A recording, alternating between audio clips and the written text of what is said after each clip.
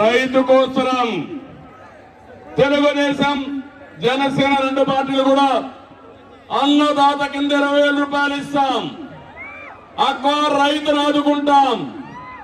Aqua రైతంతా కూడా చాలా వరకు చితికిపోయే పరిస్థితి వచ్చింది.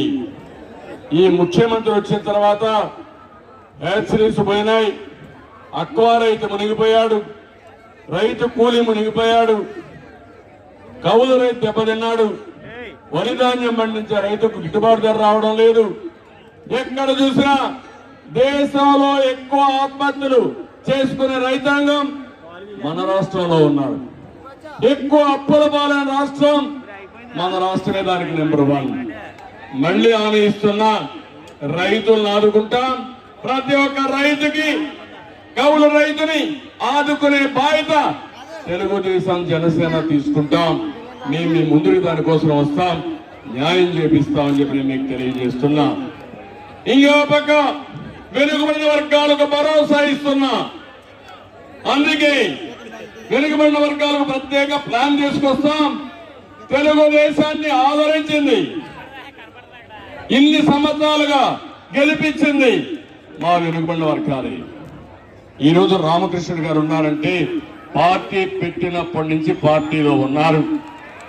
అలాంటి సమర్థవంతమైన నాయకత్వాన్ని, సుస్థిరమైన నాయకత్వాన్ని వెనుకబడిన వర్గాలకు ఇచ్చిన పార్టీ తెలుగుదేశం పార్టీ. 17,000 పోస్టులు స్థానిక సంస్థల్లో రద్దు చేసే పరిస్థితికి వచ్చారు. సంవత్సరానికి 15,000 కోట్ల రూపాయలు చొప్పున 75,000 కోట్ల రూపాయలు వెనుకబడిన వర్గాలకి సబ్ ప్లాన్ లో పెడతా ఉన్నారు. కనీసం 75 పైసలు పెట్టలేదు. వెనుకబడిన వర్గాల్ని మోసం చేశారు. కనీసం ఏ కార్పొరేషన్ ₹1 ఇవ్వలేదు. ఎవరికి అదనంగా ఒక కార్యక్రమాన్ని కూడా చేపట్టకుండా దెబ్బతీసే పరిస్థితికి వచ్చారు.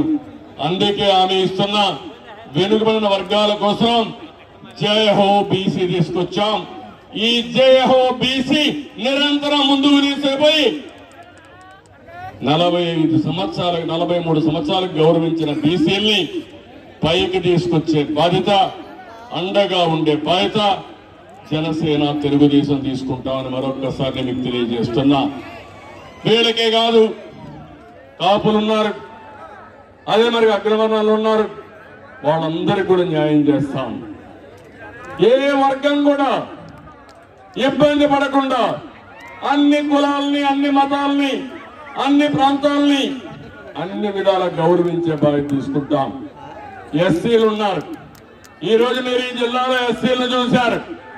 ఒక డ్రైవర్ని చంపి డోర్ డెలివరీ ఇస్తే ఈ దుర్మార్గుడు ముఖ్యమంత్రి జైలు నుంచి అతను తీసుకొని వచ్చి ఊరేగింపుగా తీసుకొచ్చి పక్కన కూర్చొని పెట్టుకున్నానంటే ఈ ముఖ్యమంత్రికి ఏమైనా సిగ్గు శరణం ఉందా? తమ్ముళ్ళు మీరే ఆలోచించమని కోరుతున్నారు. ప్రతి ఒక్క ఎస్సీ ఆలోచించాలి. ఈ రాష్ట్రంలో నీకు భద్రత ఉందా అని మిమ్మల్ని అడుగుతున్నా. 27 ఎస్సీ కార్యక్రమాలు రద్దు చేసిన వ్యక్తి ఈ ముఖ్యమంత్రి.